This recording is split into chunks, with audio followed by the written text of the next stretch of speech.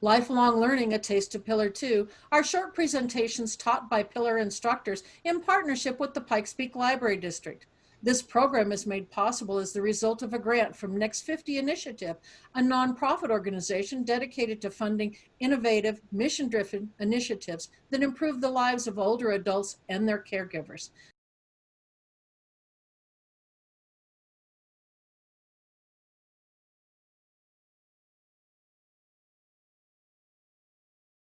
So the topic for today is about citizenship, and I've entitled this short presentation, If Citizenship is Supposed to be a Big Deal, Why is it not a big deal? And that's why we're going to talk a little bit about what citizenship has been, what it is now, and whether and its viability, whether we think it really is a big deal, and if we do, maybe what we should do about it, and if not, maybe we should figure out a way to give it a good night's sleep.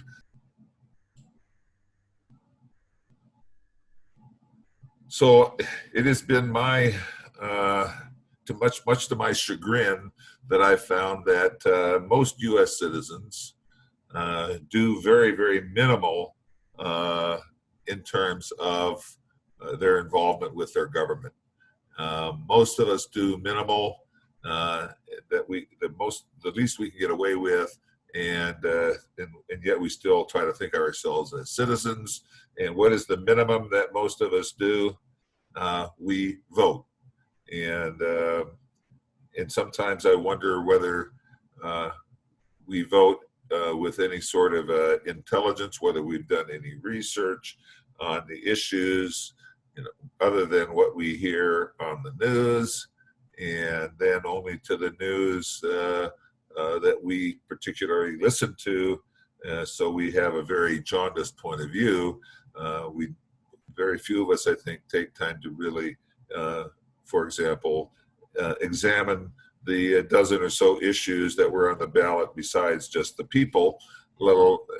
And so I would say that it's really important to do that, but at a minimum, and it's what's being pushed right now across the airwaves, is the important thing for a citizen to do is vote. And that is important, but I think that there should be more than just this minimum. And so as I put there, is that all there is? And I think that we as citizens owe it to our country to do a lot more than just vote. So we also do pay our taxes, but we pay them very grudgingly.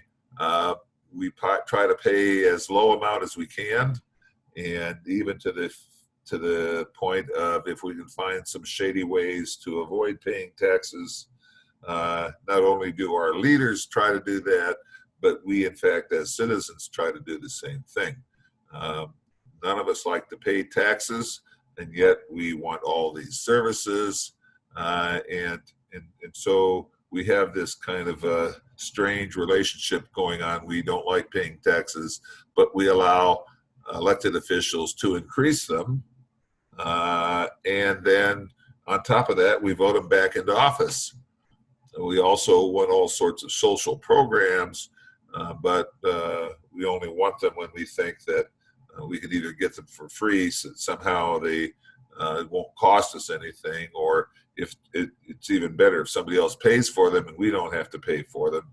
And so to me, that is not what good citizenship is about, but that is what I see we as citizens typically do.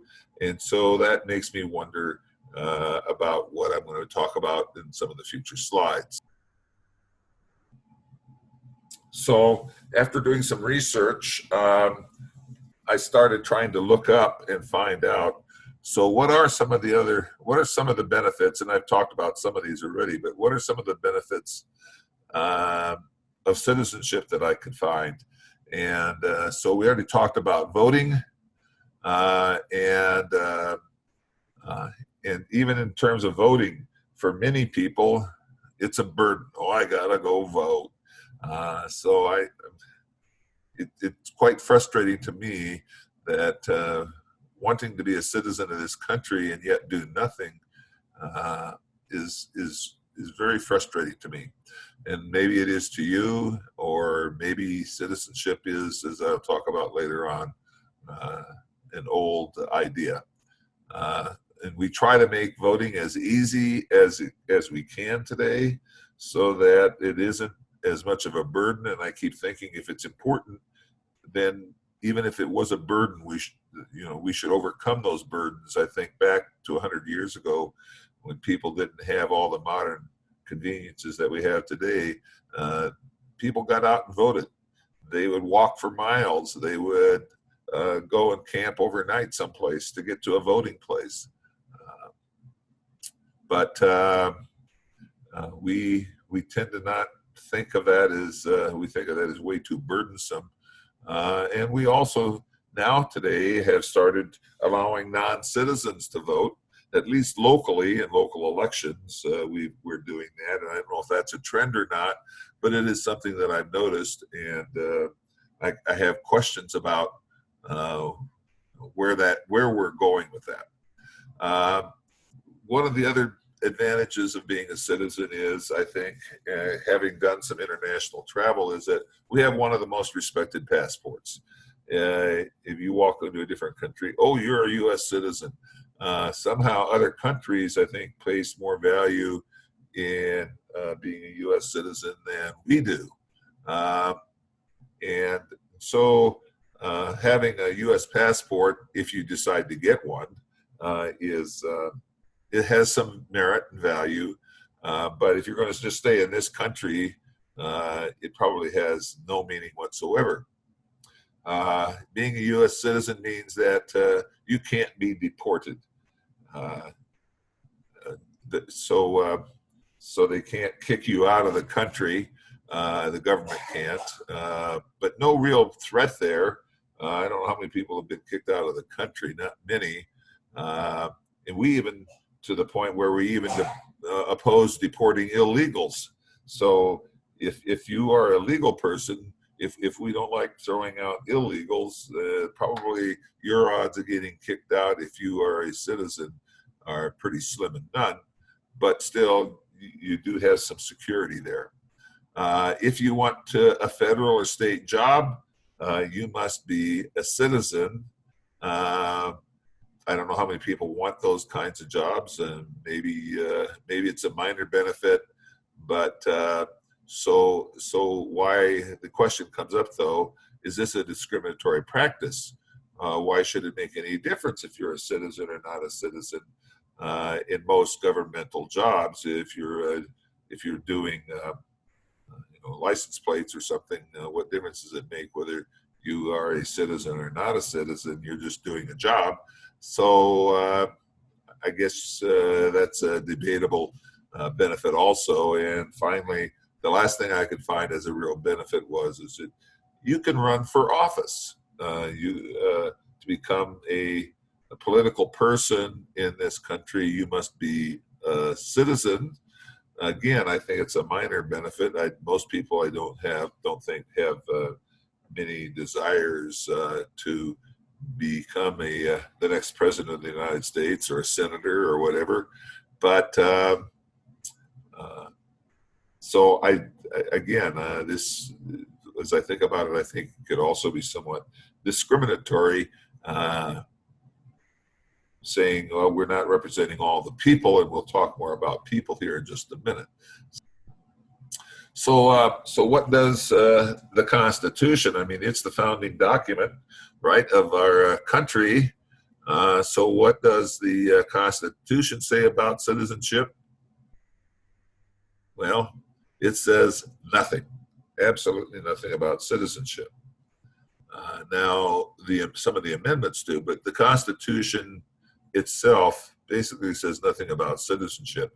And that should not be surprising, really, because the Constitution was a document written about how states and the federal government were to interact. The states were forming a super government to deal with issues that they, as small individual states, couldn't deal with in terms of other countries around the world and with each other. And so they were establishing a constitution. It was about how these states are supposed to react to each other and what they're supposed to do. So it's not unusual that they didn't really address much about the personages or people in the states. That was still a state issue because states were still, the idea of a state is that we use that term internationally as a state is a government, and that's what the term really means. It's a country. We here, for some reason, have got a much more diminutive way of looking at states in the United States, but that was not the original intent. The states were supposed to be pretty much autonomous, and the federal government was supposed to be very weak. Well, we've gotten away from that, and but that is why I think that there's nothing mentioned much in the Constitution at all about citizenship. The Constitution does talk quite a lot about people and person or persons. It does talk, and especially in the amendments to the Constitution, it talks a lot about persons and people. So if you go to, for example, the very first amendment to the Constitution, it talks about the right of the people to peaceably assemble. The Second Amendment, the right to bear arms, the right of the people to keep and bear arms. So the amendments were written primarily as a way to protect people, because the writers of the Constitution, as I talked about before, were more concerned about how the states and the federal government interact. And so then it became important to some people that we have these also attached, these rights of the people. But notice it uses the term people, and this has been a point of discussion and confusion and confrontation about what does the term people mean as it's used in these documents, in the Constitution itself and in the amendments and other places. What was the intent? What is the purpose? How do we interpret the word people? And so we have lots of, I don't think we want to get into that at this point that much, because I think that's another whole topic. But it has an impact on the word citizen. And so there's many places where the term, when it uses the term people, it is a much broader context than just the word citizen. So we have to be, again, does that mean that citizenship is really not all that a big a deal? So again, as I talked about, where is citizenship addressed? It is really, in a very formal sense, addressed in Section 1 of the 14th Amendment. This was one of the amendments. The 13th, 14th, and 15th were amendments right after the Civil War. And the 14th Amendment has been much used in later issues regarding this country. But this one particular section is the sole really important document, as far as I could see, is where it finally says, what is a citizen? And so it says, all persons born or naturalized. So what does naturalized means? That means that there's a process about which one goes through to become a citizen. And it is, if you look at the Constitution, it says that in the Constitution that it is the responsibility to establish those laws of naturalization. That is the responsibility of the Congress to do that. So if a person gets naturalized by those laws, then they can be a citizen of the United States, or any person born in the United States. Now, this is another point of contention, because what it says is all persons born or naturalized in the United States and subject to the jurisdiction thereof are citizens of the United States and of the state wherein they reside. Somehow we have, and again, this is another point of a long discussion somewhere, I guess, about this whole idea of citizenship and the subject to the jurisdiction thereof. For a lot of people, they've just overlooked that, and I don't think that was initial intent, but somehow we've looked at that, and so we have now what we call birthright citizenship, so that any person born here, regardless of what country they are subject to, is a U.S. citizen from the fact that they were born here. They might only stay here, 2 days before their mother delivers and 2 or 3 days afterwards, and then fly back to wherever they're from, and by magic almost they become citizens of the United States. That is a real point of contention, and again, that's another long discussion, and we'll go over a little bit of that here as we go to the next slide, but it's deserving a much longer discussion. So let's look about some of the Supreme Court decisions and congressional actions regarding citizenship. This was one of the first ones is the infamous and Dred Scott decision, and it happened before the Civil War, and it was, in my opinion, one of several mistakes that the Supreme Court has made. It's important to note that, in my opinion, the Supreme Court does make mistakes from time to time. They're human beings doing a human job, and they're subject to the foibles of themselves and of the culture and the times in which they live, and they have made some mistakes, and this is one of the most dreadful ones.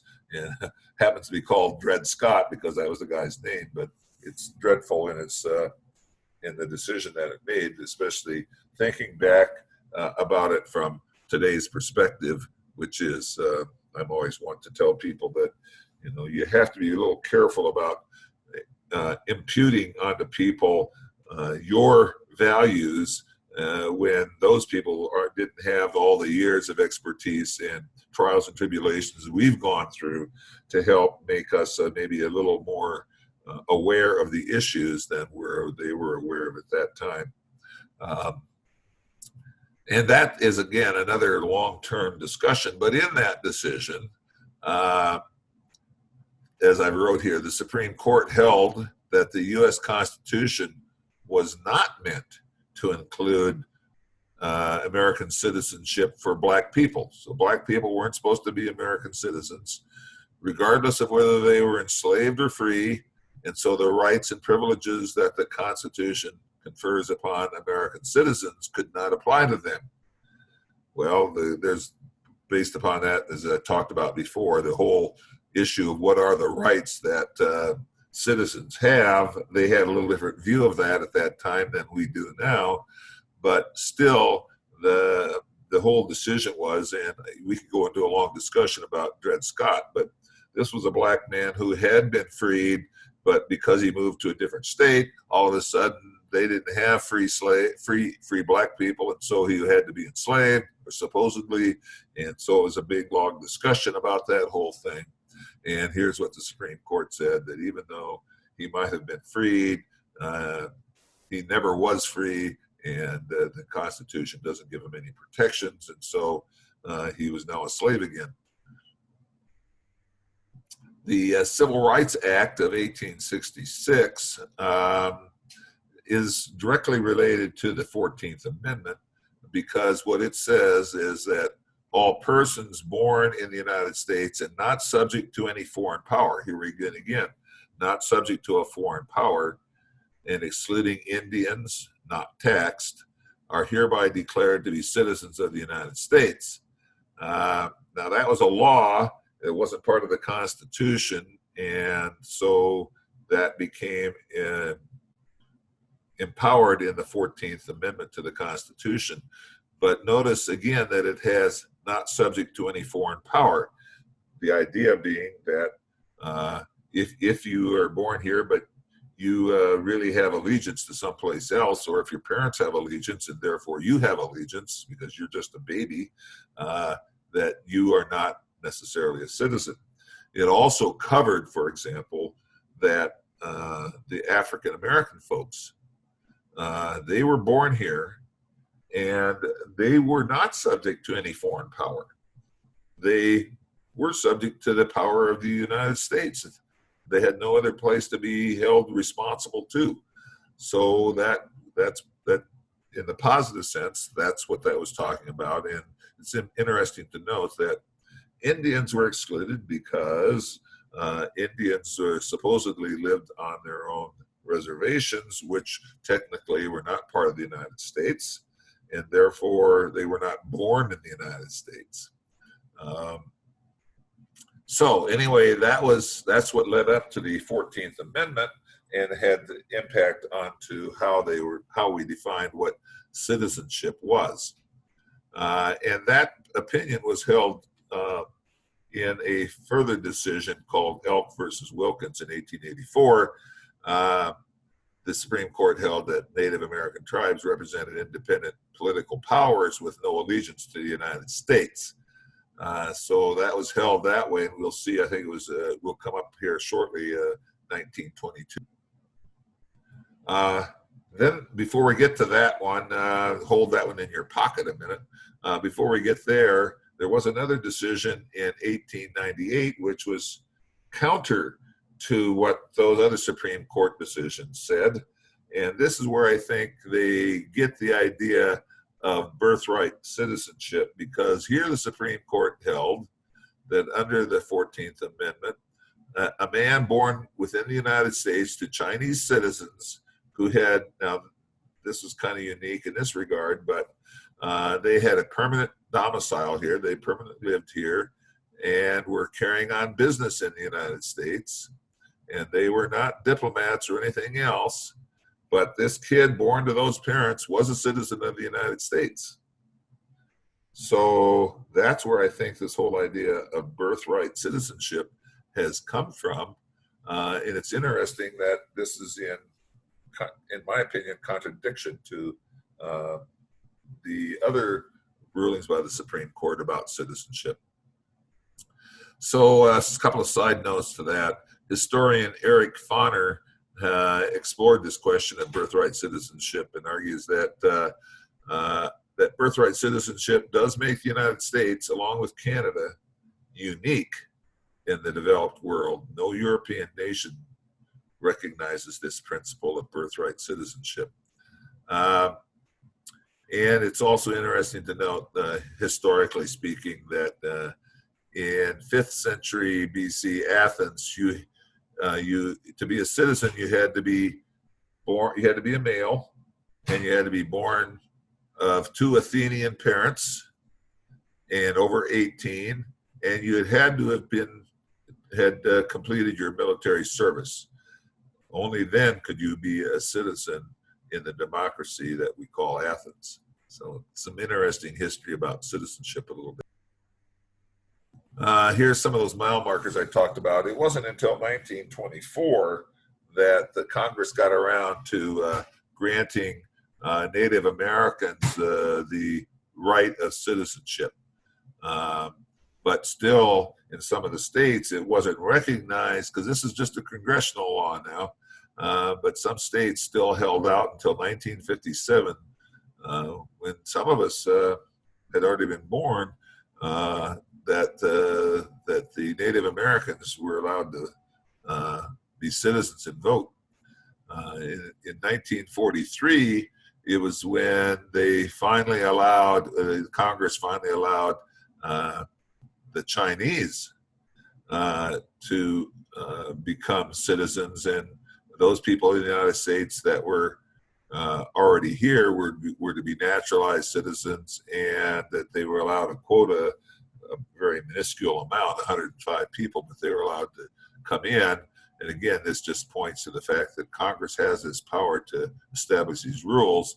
And as I made the point down below, it is Congress's duty to establish the rules for naturalizing citizens when they come into the country, who can come in, when they can come in, and what the process is for them to get the whatever the rights are of a citizen. They get to have those rights, and that is obviously a point of contention today, and that brings up the whole issue that I was talking about earlier about does citizenship, is that an antiquated idea?